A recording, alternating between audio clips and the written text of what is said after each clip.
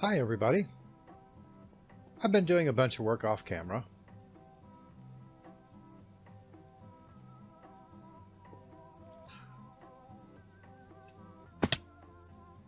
And I think I'm about ready to have this birdhouse open. That is to say, ready for the birds to inhabit it.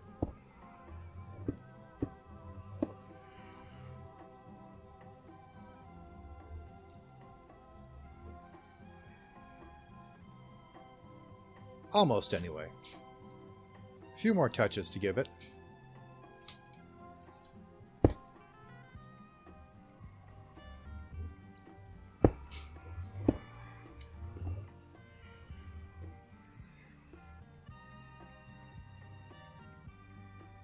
As you can see, I've been doing also a lot with the enhanced portals as well.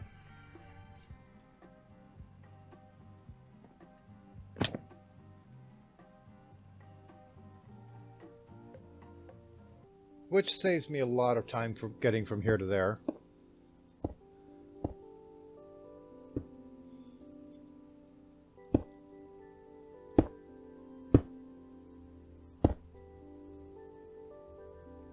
Which is good because I forgot my fences. Alright, I believe I have this one figured out. So it's a 5-second door.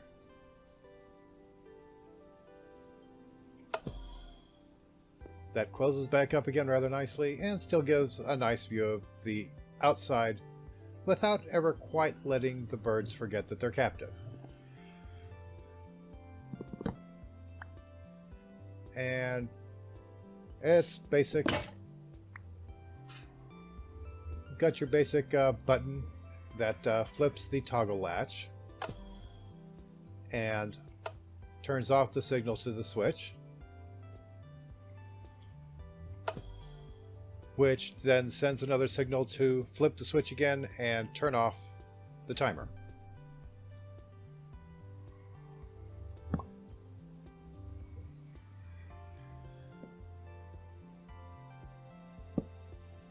With the slab to kind of halfway cover things up. I've got my faithful steeds in their own places.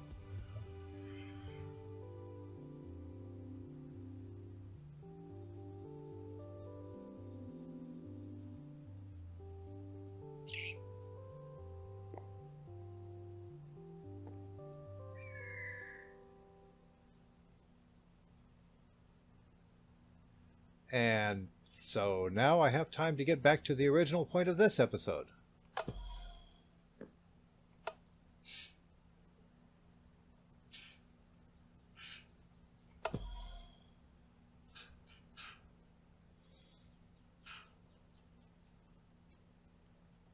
This episode is going to be all about the magic.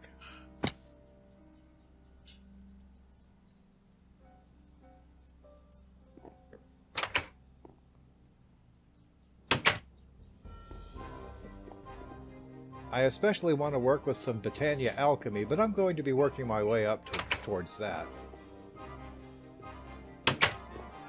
You see, I just died 4 times in the nether. Oh, look, Hecates.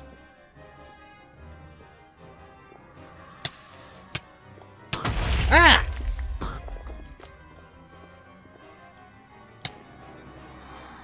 Alright, time to work on lighting.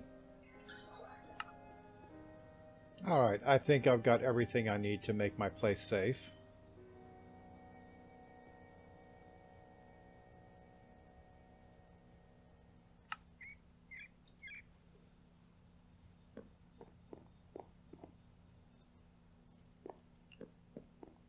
Going to have to pick up more bark to plug that hole in the floor. And I think I've got some down here.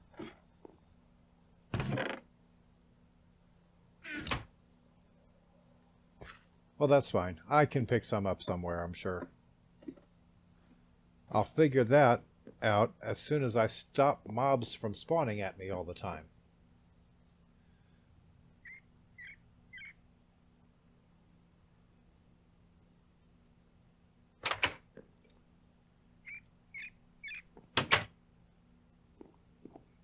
Gives me.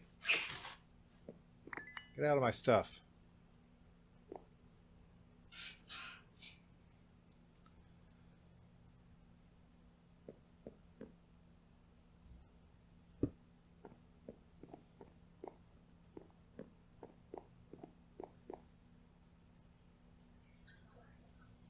Man, that's annoying.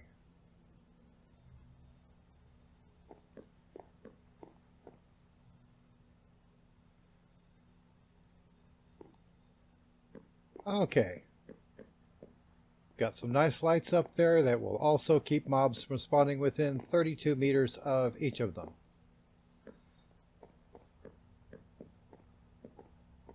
And they're just hooked up to batteries right now. But these batteries are all putting out low voltage to power these things, so hopefully they'll last quite a while before I get around to hooking them up to windmills or something.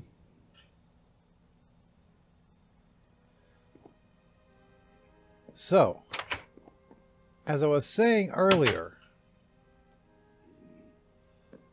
I need to work on my magic. And the first thing I want is a wand focus of equal trade. So for that, I need some balanced shards, among other things. So we can take that off and that off. And just sit them over here.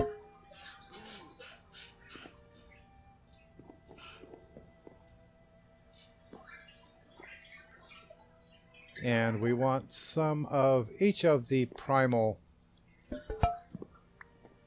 types.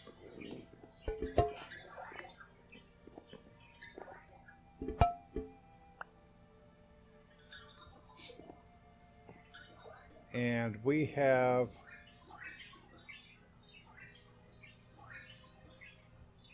only 3 represented. Oh, I don't even have any aqua here. Okay. So here's what I've got.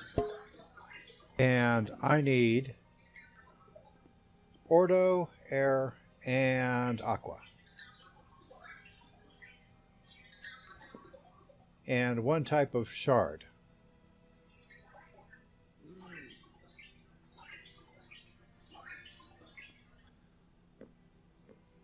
Okay, so I found a few things to melt.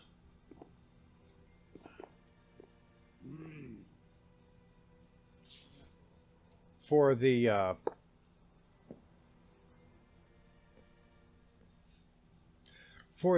air and aqua, I used sugarcane.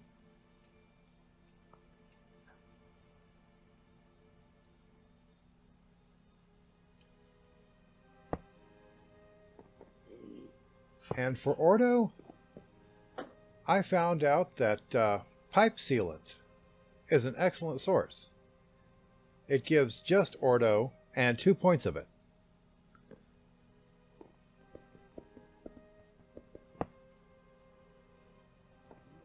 So I'm fairly pleased about that.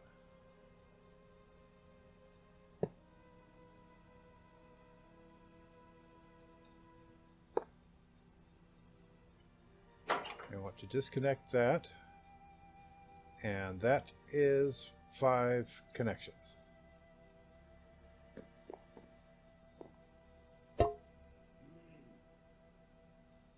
So, aqua.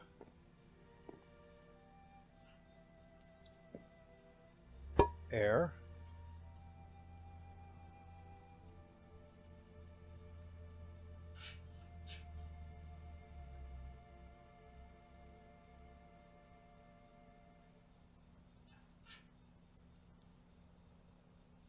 Ordo.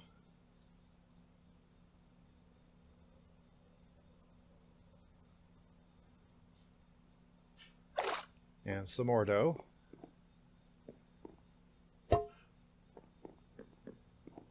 And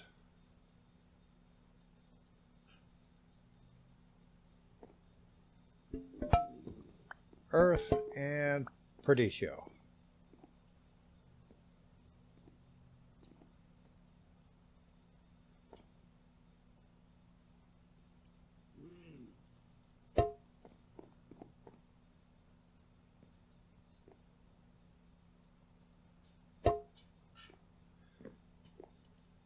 So that means that I want to use Ignis shards to make my balanced shards. And I have a whole bunch of them, but I only need 4.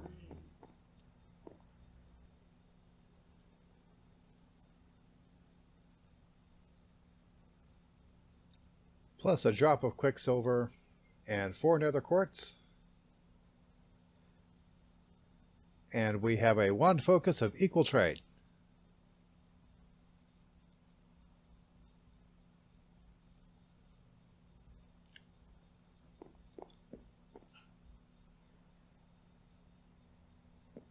And so next I want to put up my Botania laboratory,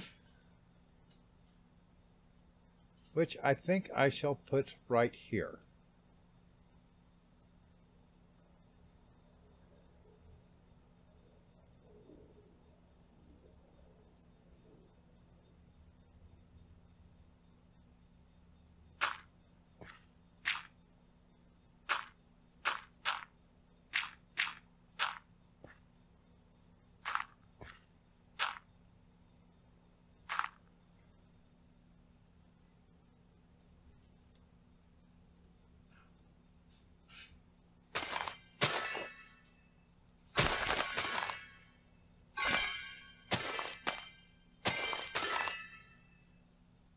All right, now that we have that, we can do this.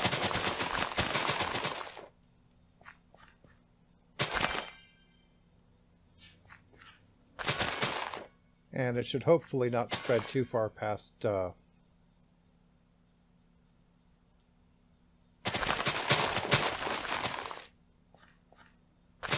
dirt boundaries I've already set.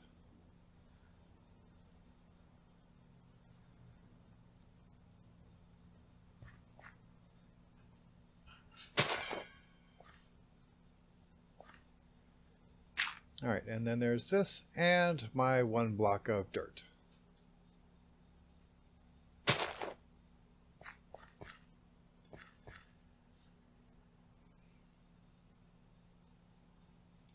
And I think that will be a lovely place to plant some flowers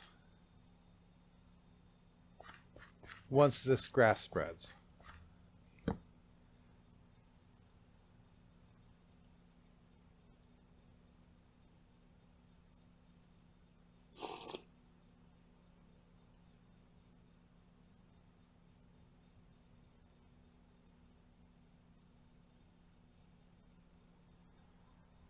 Okay.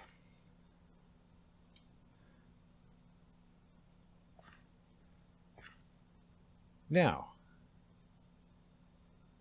I need a book, which I should find here in my library.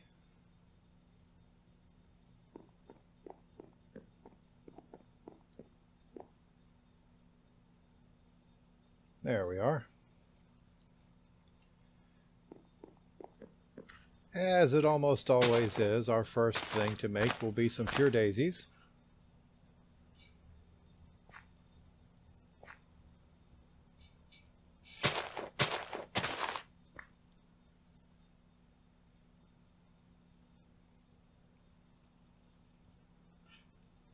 And I think 4 of them should be quite sufficient.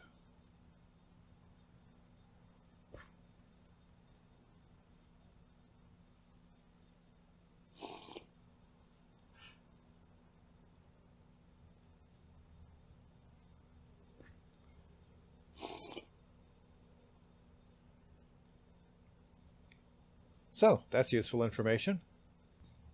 The Adventure Backpack hose will not work with the Petal Apothecary.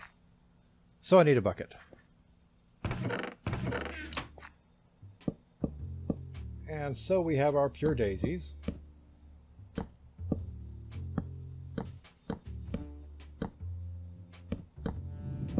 Now, if you have seen my latest episode of Sky Factory,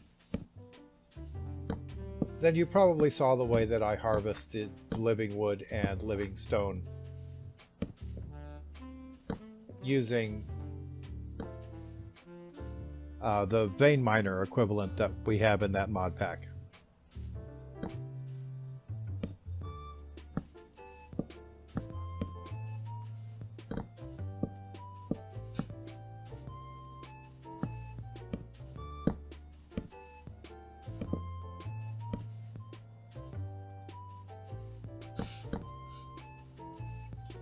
Of course, I don't have vein miner or quick harvester or connected destruction or any of those things in this mod pack, but I do have Thaumcraft. And since I have my equal trade wand, I can do this.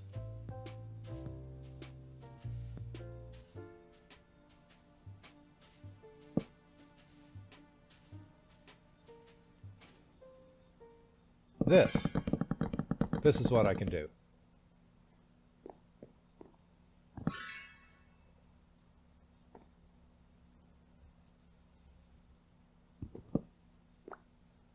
Alright, so I'm going to do this a few more times for the wood, and then I'm going to do it a few more times for the stone, and have a couple of stacks of living wood and stone each.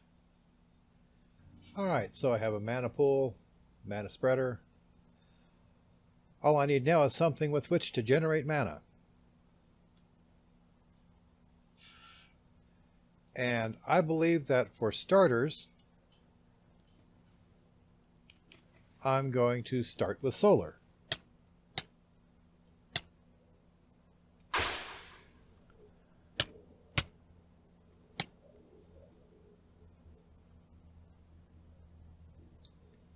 Well, where are you firing from?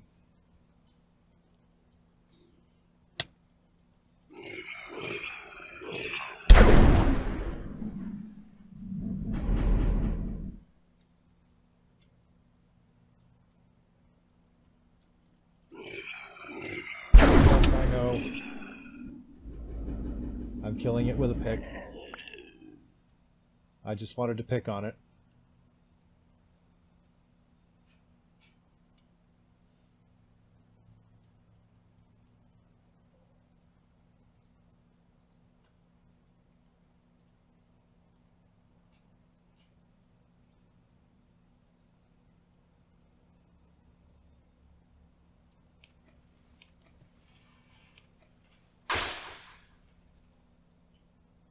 So anyway, I know that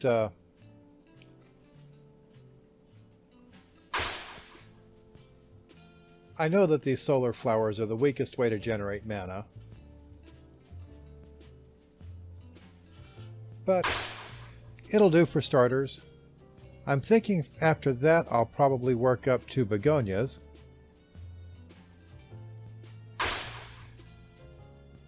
Which means that very soon it's going to be time for me to start working on bees.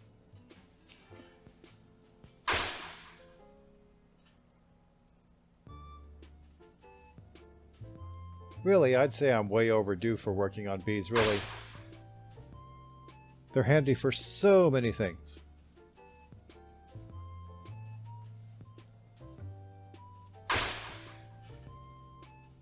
Including generating mana.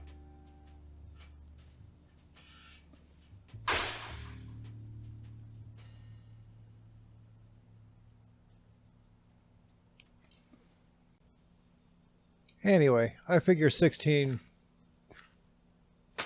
of these day blooms should be enough for starters.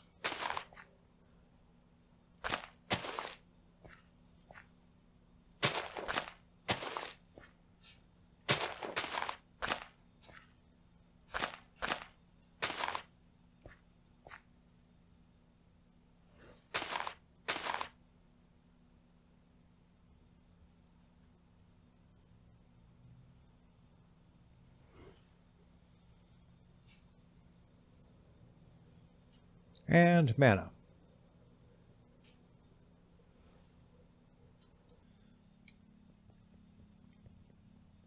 So I could just finish this episode by making a couple of hopper hawks, but I already did that in Sky Factory.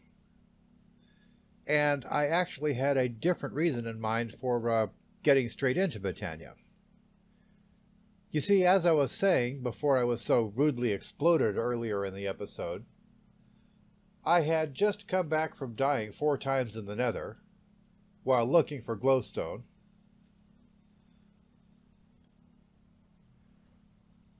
You know, once looking for glowstone actually, and the other 3 times while trying to get my stuff back. The point being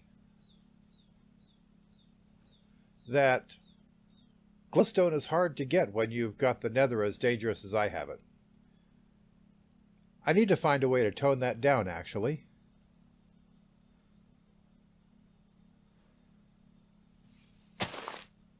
And I think what I would like to do is actually just reduce the number of spawns in the Nether in general. And if anybody can suggest to me a mod that will enable me to do that, while still keeping the same general number of mods in Overworld and, you know, something to give me a little more control over mob spawning, I would be glad to hear about it.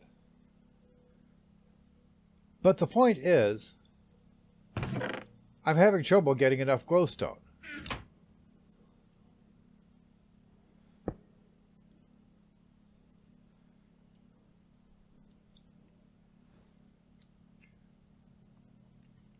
Which is why I just crafted the alchemy catalyst.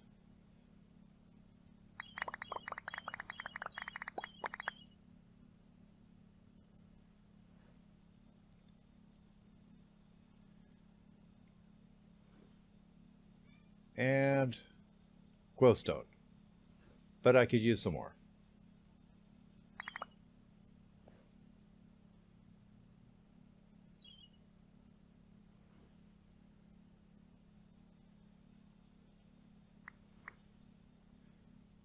Alright, so that should be enough to let me get on with building more of those cards for the red power pipe system. Which is good because I have a little problem with the with my shuttle system as it is. You see, without the pipe system running stuff up there, because I ran out of glowstone to craft the cards, the steam built up a bit too much, and the shutoff system I had designed failed and exploded my mortar. Which means this whole thing needs to be redesigned. Which brings me to the other magic thing I was wanting to make. You see, the steam gauge, when hooked up to a comparator, puts out a signal based on how full the steam gauge is. Basically on how much pressure there is between 0 to max that the steam gauge is at. And that's pretty cool when, for this thing, as far as controlling the system here,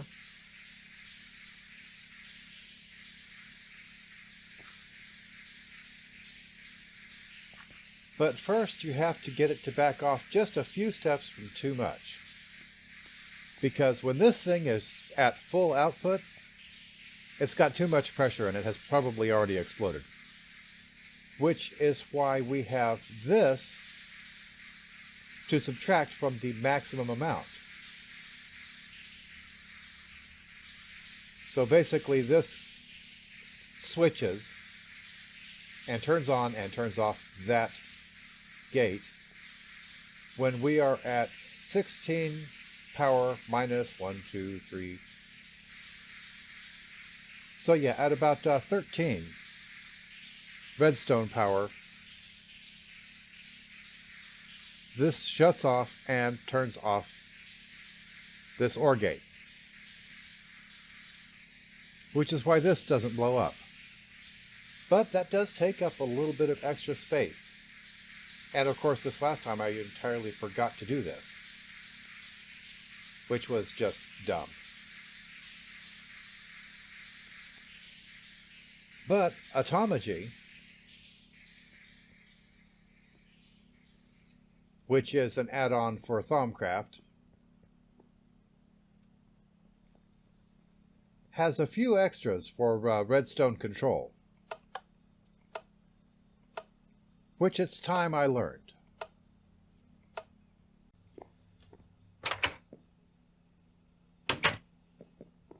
Okay, so I have looked at all the items that I need to make this particular thing.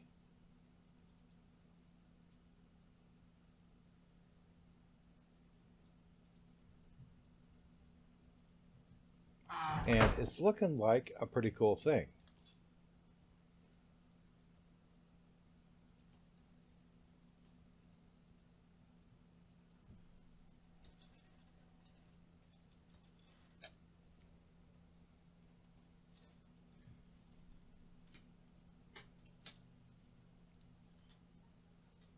It's like a comparator,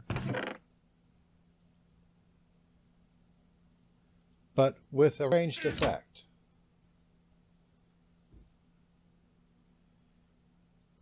And this is like redstone,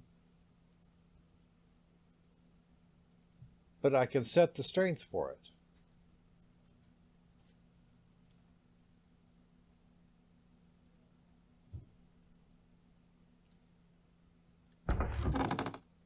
And let me see, I can activate it with that.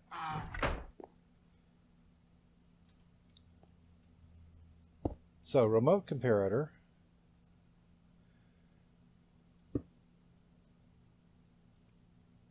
And I set the strength with a wand.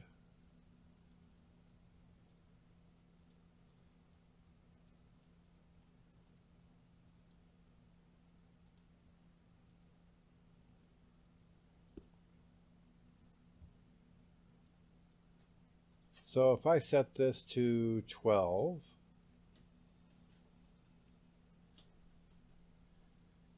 and then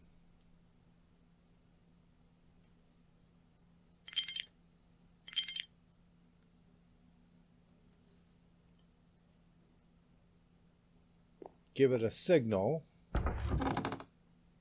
like from one of these many levers.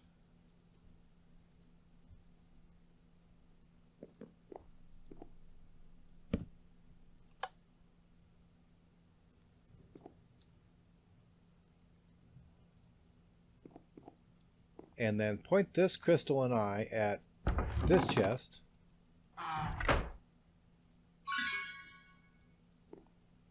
And then mount it into this.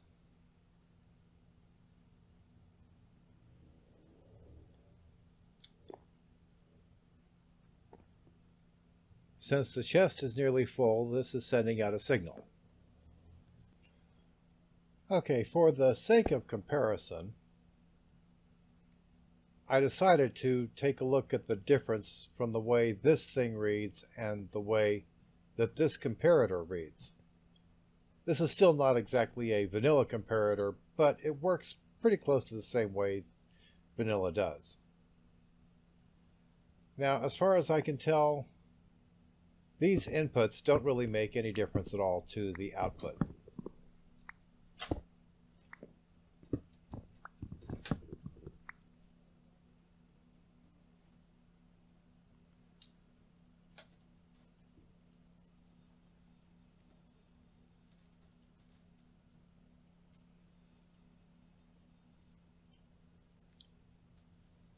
So the output here is dependent only on how much stuff is in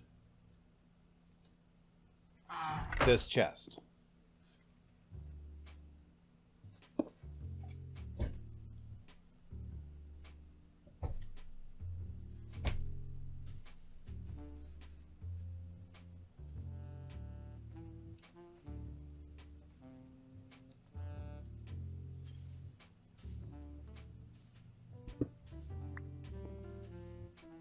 On the other hand,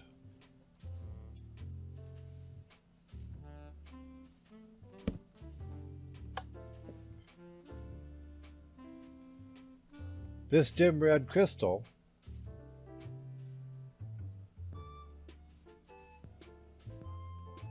does give you something to compare the output with. That is to say, it compares how full the chest is to how strong a signal it's receiving.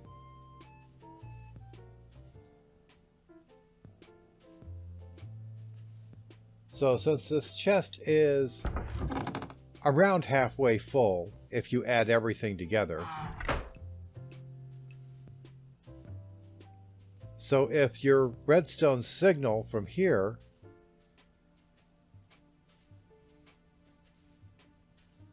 is set higher than half, this comparator does not put out a signal. Whereas this one only puts out a signal based on how full the chest is. So just a power of 6. Based on 6/15ths of the chest, or 6/14ths.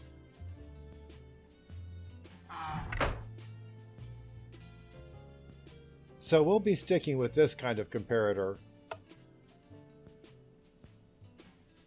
but we will also be using the dim red crystal to set the strength of the signal to compare it with. So now we have everything we need to put this back together, and that's what we're going to do next episode. We're going to put this system back together. We're going to build it bigger, faster, safer, and prettier. So be sure to come back next episode and see it. Until then, have some fun, build something cool, and have a nice day.